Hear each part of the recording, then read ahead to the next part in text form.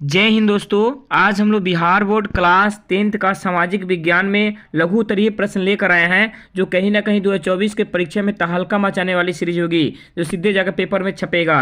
ठीक है, आप लोग पूरे वीडियो तक बने रहे, पूरी शिद्दत के साथ बने रहे। आपको कल 19 फरवरी को इस वीडियो को देखने से इतना फायदा होगा कि शायद इसका आप अंदाजा भी नहीं लगा सकते हैं।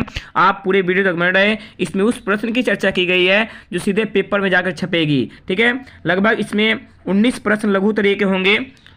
ठीक है, आप लोग पूरी वीडियो तक बने रहेंगे। पहला क्वेश्चन जानेंगे, शहर ने किस नई समस्याओं का जन्म दिया? तो इसका उत्तर हो जाएगा, शहर में श्रमिक की संख्या धीरे धीरे बढ़ते हुए अत्यधिक हो गई। शहरों में जनसंख्या के इस प्रकार बढ़ने से शहरों में अनेक समस्या का जन्म हुआ।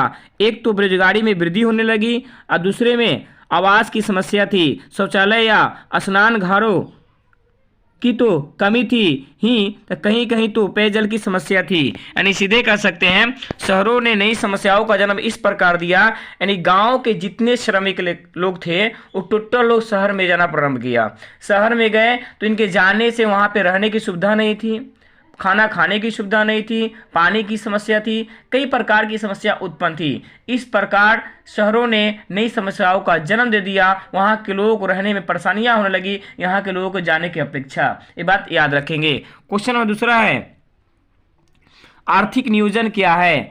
तो उत्तर हो जाएगा, आर्थिक नियोजन का अर्थ है समयबद्ध कार्यक्रमों के अंतर्गत पूर्व निर्धारित सामाजिक एवं आर्थिक उद्देश्य की प्राप्ति के लिए अर्थव्यवस्था में उपलब्ध संसाधनों का नियोजन करना होता है। उसे ही आर्थिक नियोजन कहा जाता है। यानी आर्थिक नियोजन एक समय के तौर पे कार्य जो की जाती है जीवन को चलाने के उद्देश्य से, उसी को आर्थिक नियोजन कहा जाता है। ये बात याद रखेंगे। क्वेश्चन नंबर तीसरा है, स्वयं सहायता समूह से आप क्या समझते हैं? तो कहेंगे उत्तर में, स्वयं सहायता समूह में 15 से 20 व्यक्तियों का एक समूह है जो बैंक से लघु ऋण लेकर पारिवारिक जरूरतों को पूरा करते हैं एवं गांवों के विकास में अपना योगदान देते हैं। वहीं प्रक्रिया स्वयं सहायता समूह कहलाते हैं। ठीक है, याद रखेंगे। यानी स्वयं सहायता यानी छोटा मोटा मिलजुल कर एक समूह बनाई जाती है जो 15 से 20 व्यक्तियों का समूह होता है, और लोग पैसा बैंक से छोटा ऋण लेकर अपने पारिवारिक जरूरतों को पूरा करते हैं और उस पैसा से अपने गांव अपने शहर का विकास भी करने का चेष्टा करते हैं। उसी को स्वयं सहायता समूह कहा जाता है।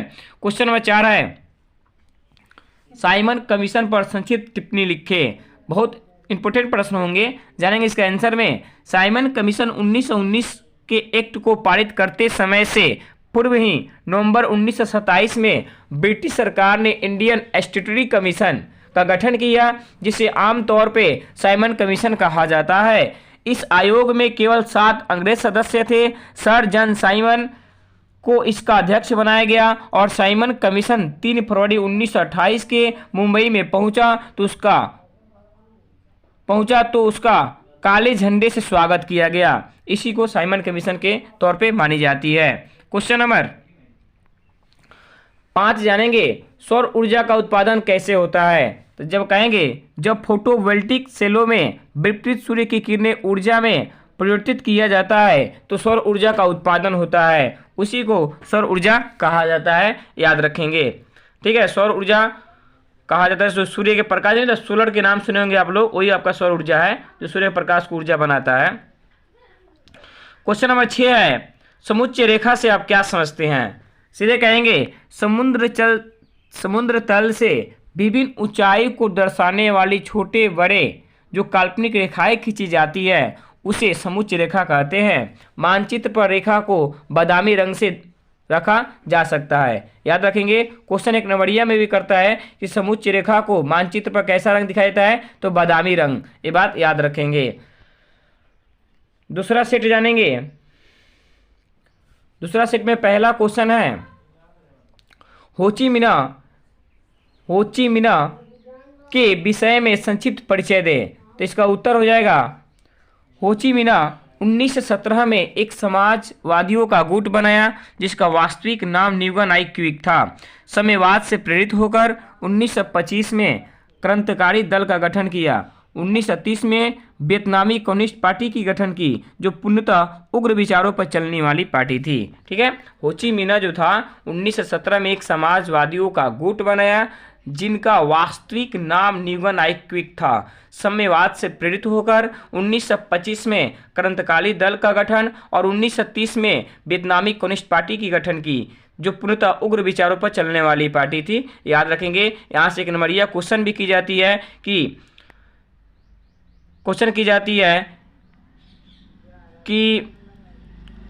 वियतनामी क्रांतिकारी दल का गठन कब हुआ था, तो 1925 में, और वियतनामी कम्युनिस्ट पार्टी का गठन कब हुआ था, तो 1930 में। इस प्रश्न को देख लेंगे, वस्तुनिष्ठ में यहाँ से प्रश्न को उठाकर फेंका जाता है। क्वेश्चन नंबर 2 है, प्रति व्यक्ति आय क्या है? राष्ट्रीय आय में देश की कुल जनसंख्या से भाग देने पर जो भागफल आता है उसी को प्रति व्यक्ति आय कहा जाता है। याद रखेंगे, प्रति व्यक्ति आय बराबर सूत्र होता है राष्ट्रीय आय बट्टा देश की कुल जनसंख्या। याद रखेंगे, प्रति व्यक्ति का मतलब प्रत्येक व्यक्ति का आय को इकट्ठा करना ही प्रति व्यक्ति आय कहलाता है, सीधी सी बात है। क्वेश्चन नंबर 3 है, चिपको आंदोलन क्या था? चिपको आंदोलन की शुरुआत उत्तराखंड के डेहरी गढ़वाला पर्वतीय जिला में सुंदरलाल बहुगुणा के नेतृत्व में हुआ, जो 1972 में हुआ था। वहाँ ठेकेदार हरे पेड़ पौधे को कटवा देते थे, जिससे वनों का विनाश होता था। उसे बचाने के लिए अनपढ़ महिला ने उसे आघोष में पौधे को घेर कर इसकी रक्षा करती थी। उसी को चिपको आंदोलन कहा गया था। याद रखेंगे, जिसका नेता सुंदरलाल बहुगुणा थे। क्वेश्चन नंबर 4 है, हरित क्रांति से आप क्या समझते हैं? तो उत्तर हो जाएगा, हरित क्रांति का मूल्य उद्देश्य कृषि उत्पादन में बढ़ावा देना। दूसरे शब्दों में इस क्रांति का अर्थ होता है कृषि क्रांतिकारी का विकास। इस क्रांति के फलस्वरूप नए नए बीजों उर्वरकों उत्पादन बढ़ा, सुनिश्चित जल की पूर्ति और फलस्वरूप कुल अनाजों की उपज में बेतहाशा वृद्धि हुई। इस क्रांति को हरित क्रांति कहा जाता है। यानी सीधे कहेंगे, हरित क्रांति का संबंध कृषि उत्पादन से है। हरित क्रांति के आने से नए नए बीज, नए नए उर्वरक और नए नए कीटनाशक दवाइयाँ आई, जिससे फसलों में बेतहाशा वृद्धि हुई। इस क्रांति को ही हरित क्रांति कहा जाता है, जो 1960 के दशक में आई थी। इस क्रांति से आने से गेहूं में 500% बेतहाशा वृद्धि हुआ था, जिसमें हरियाणा, उत्तर प्रदेश, पंजाब की तस्वीर सबसे पहले आई थी। याद रखेंगे। क्वेश्चन नंबर 5 है, भूस्खलन क्या है? तो उत्तर हो जाएगा, गुरुत्वाकर्षण के प्रभाव से चट्टान तथा मिट्टी के अचानक नीचे की ओर घिसकने की क्रिया को भूस्खलन कहते हैं। इसे अधिक ताप पड़ने के कारण चट्टान या कंकड़ टूट जाते हैं। यही एक प्राकृतिक आपदा है। यानी देखिएगा, कभी कभी ज़्यादा धूप पड़ने के कारण पत्थर में दरार आ जाती है, जमीन में दरारें आ जाती है, उसी को भूस्खलन कहा जाता है। क्वेश्चन नंबर 6 है, जमालपुर में किस चीज़ का वर्कशॉप है, क्यों प्रसिद्ध है? तो उत्तर हो जाएगा, जमालपुर में रेलवे वर्कशॉप है, जिसका स्थापना 1875 में हुआ था। यहाँ बहुत बड़ा है, यहाँ डीजल इंजन का काम होता है। जमालपुर में एशिया का सबसे बड़ा रेलवे वर्कशॉप होने के कारण यह पूरी दुनिया में प्रसिद्ध है। ये बात याद रखेंगे। जमालपुर मुंगेर में पड़ता है भाई, याद रखेंगे। तीसरा सेट जानेंगे, बिहार बोर्ड के पेपर में छपने वाली सीरीज होगी, ठीक है, याद रखेंगे। पहला क्वेश्चन होगा, मेटरनिक युग क्या है या वियना सम्मेलन क्या है? उत्तर हो जाएगा, सन 1814 में नेपोलियन के पतन के बाद ऑस्ट्रिया की राजधानी वियना में 1815 में एक सम्मेलन बैठाया गया, जिसे वियना सम्मेलन कहते हैं। इस सम्मेलन के माध्यम से यूरोप में नेपोलियन युग का अंत हुआ और मेटरनिक युग की शुरुआत हुई, जिसे मेटरनिक युग कहते हैं। ये भी बात याद रखेंगे। क्वेश्चन नंबर 2 है, बायोदाई कौन था? बायोदाई अनाम का शासक था, परंतु इन शासकों का साम्यवादी राष्ट्रवादियों के समक्ष टिकना कठिन था। अतः बायोदाई ने 25 अगस्त 1945 को अपना पद छोड़ दिया और भाग गया। ठीक है, क्योंकि अनाम के शासक तो था ही, लेकिन बहुत वहाँ पे एक से एक साम्यवादी राष्ट्रवादी नेता लोग थे, जिसके सामने टिकना इनका कठिन था भाई। ये बेचारा चल दिया। जो बायोदाई कहाँ के शासक था? अनाम का। क्वेश्चन नंबर 3 जानेंगे, सूचना का अधिकार कानून लोकतंत्र का रखवाला है, कैसे? आएंगे उत्तर में। सूचना का अधिकार कानून लोगों को जानकर बनाने और लोकतंत्र के रखवाले के तौर पर सक्रिय करने का अच्छा उदाहरण है। ऐसा कानून भ्रष्टाचार पर अंकुश लगाता है। लोकतांत्रिक सुधार मुख्यतः राजनीतिक दल के ही करते हैं, याद रखेंगे। क्वेश्चन नंबर 4 है, क्रेडिट कार्ड क्या है? क्रेडिट कार्ड बैंक के द्वारा जारी किया गया एक प्लास्टिक का मुद्रा होता है। इस कार्ड के आधार पर बैंक से ऋण प्राप्त किया जाता है और वस्तुओं का आदान प्रदान किया जाता है। उसी को क्रेडिट कार्ड कहा जाता है, जो बैंक के द्वारा जारी किया गया एक प्लास्टिक का मुद्रा होता है, जो 24 घंटे इसका यूज कर सकते हैं। क्वेश्चन नंबर 5 जानेंगे, उपभोक्ता कौन है? संक्षेप में बताइए। आंसर देखेंगे उत्तर में, जब कोई व्यक्ति वस्तुएं एवं सेवाओं अपने प्रयोग के लिए खरीदता है उसे उपभोक्ता कहते हैं। खरीदार की अनुमति से ऐसे वस्तुओं और सेवाओं का प्रयोग करने वाला व्यक्ति उपभोक्ता कहलाता है, याद रखेंगे। क्वेश्चन नंबर 6 है, सार्वजनिक एवं निजी उद्योग में अंतर स्पष्ट करें। बहुत इंपॉर्टेंट प्रश्न होंगे भैया, ठीक है।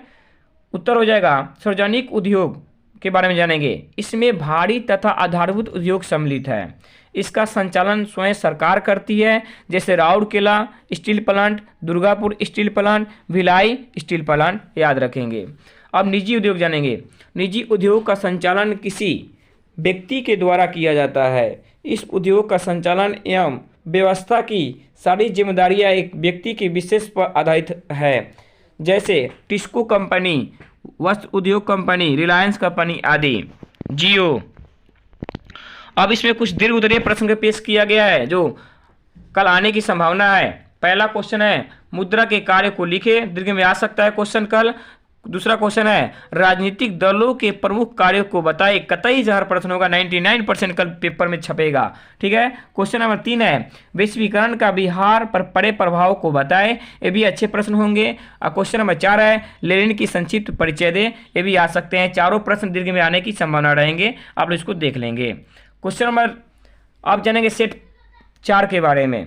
ललन टॉप प्रश्नों का सीरीज बिहार बोर्ड 2024 में तहलका मचाने वाली सीरीज होगी। वो कहीं ना कहीं सीधे पेपर के नास्तुन स्तंभ कर देगा, खत्म कर देगा भाई। जानेंगे इसमें पहला क्वेश्चन क्या है। बिहार के किसान आंदोलन पर एक टिप्पणी लिखिए। क्वेश्चन आ सकता है लघु उत्तरीय में, ठीक है। तो कहेंगे उत्तर में, बिहार में नील उत्पादन की स्थिति बहुत दयनीय थी। बिहार में नील्हे गोरे द्वारा तिनकठिया व्यवस्था प्रचलित की गई थी, जिसमें किसानों के अपनी भूमि के 3/20 हिस्से पर नील की खेती करनी होती थी। बिहार में 1922 से 23 में मुंगेर में शाह मोहम्मद जैबर के नेतृत्व में किसान सभाओं का गठन हुआ था। स्वामी सहजानंद सरस्वती ने बिहार में और पूना 1929 में सोनपुर में किसान सभा की विधिवत स्थापना की। इसी को बिहार में यही किसान आंदोलन की स्थिति थी। क्वेश्चन नंबर 2 है, औद्योगिकरण क्या है। औद्योगिकरण एक ऐसी प्रक्रिया है जिसमें मानव किसी वस्तु का निर्माण हाथों से न कर बड़े बड़े यंत्रों या मशीनों से की जाती है, तो वस्तु का निर्माण अपार मात्रा में होती है। यही प्रक्रिया औद्योगिक क्रांति कहलाती है, ठीक है, याद रखेंगे। औद्योगिक क्रांति सर्वप्रथम कहाँ आई थी, तो इंग्लैंड में आई थी, ये भी बात याद रखेंगे। क्वेश्चन नंबर 3 है, हिंद चीन में फ्रांसीसी प्रसार का वर्णन करें। तो इसका उत्तर हो जाएगा, 17वीं शताब्दी तक बड़ी संख्या में व्यापारियों के साथ ईसाई पादरी भी हिंद चीन पहुंचने लगे। 1862 में फ्रांस अपने सैन्य बल से अनाम पर अधिकार कर लिया और 1863 ईस्वी में कंबोडिया के साथ साथ तोकिन पर भी अपना अधिकार कर लिया। इसी तरह 20वीं शताब्दी के आरंभ तक संपूर्ण हिंद चीन फ्रांस के अधीन हो गया, याद रखेंगे। क्वेश्चन नंबर 4 है, भारत में राष्ट्रीय आय की गणना किस संस्था के द्वारा होती है। तो उत्तर हो जाएगा कि भारत में राष्ट्रीय आय की गणना केंद्रीय सांख्यिकी संगठन CSO के द्वारा होती है। इस संस्था की स्थापना 1951 में की गई थी। उसके बाद केंद्रीय सरकार द्वारा राष्ट्रीय आय के आंकड़े का संकलन करने के लिए किया गया था। आप देखेंगे इसका स्थापना 1951 में किया गया था, लेकिन इसको वित्त सरकार ने इसको 1954 में पूर्ण रूप से काम करने के लिए राष्ट्रीय आय के कार्य को जिम्मेदारी इस पे फेंक दिया। तब से 1954 से CSO काम करना भारत सरकार के अधीन काम करने लगा, इसलिए इसकी स्थापना। और क्वेश्चन पूछा जाए बिहार बोर्ड में कि CSO की स्थापना कब हुआ था, केंद्रीय सांख्यिकी संगठन का, तो 1954 मार्कर टिक आएंगे, याद रखेंगे भाई। क्वेश्चन नंबर 5 है, महापौर पर संक्षिप्त टिप्पणी लिखे। ये बहुत इंपॉर्टेंट प्रश्न होंगे। उत्तर में हो जाएगा नगर निगम में एक महापौर होते हैं। महापौर का चुनाव निगम परिषद के सदस्य अपने बीच से ही करते हैं। महापौर निगम परिषद का सभापति होता है। महापौर का कार्यकाल 5 वर्षों का होता है। महापौर शहर का प्रधान होता है, इसलिए शहर में आए हुए अतिथियों का स्वागत नगर की ओर से करते हैं, उसी को महापौर कहा जाता है। याद रखेंगे, एक महापौर होता है, एक उप महापौर होता है, तो महापौर नहीं रहने पर उप महापौर कार्य करता है, ये भी बात याद रखेंगे। धन्यवाद। आप लोग इस वीडियो को देख लिए, इसको प्लीज़ सब्सक्राइब कर दिए, नहीं किए हैं तो लाइक कीजिए, शेयर कीजिए। कम समय में सिकंदर बनाने का 100% बोल रहा हूँ कि गारंटी यहाँ पर दिया जाएगा। सीधे पेपर में कल छपेगा, एकदम ओपन चैलेंज। धन्यवाद। जय हिंद, जय भारत।